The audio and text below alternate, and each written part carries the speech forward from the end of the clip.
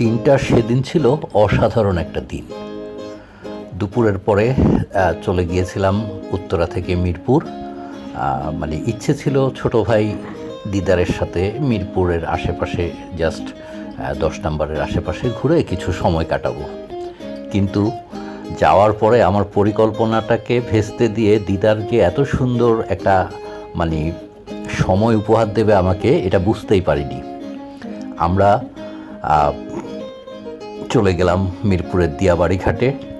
সেখান থেকে নৌপথে আমরা তুরাগ নদী হয়ে চলে গেলাম অপর পাড়ে সাভারের সাদুল্লাপুর, যেটা সবার কাছে আসলে কি বলে গোলাপ গ্রাম নামে পরিচিত। তো যাওয়ার পথে তুরাগ নদীর দুপাড়ের মনোরম দৃশ্য এবং প্রকৃতিটাও ছিল সেদিন, মানে আবহাওয়াটাও ছিল সেদিন একেবারে চমৎকার। বিশেষ করে আমরা যখন ফিরছিলাম তখন তো আবহাওয়ার চেহারাই অন্যরকম ছিল।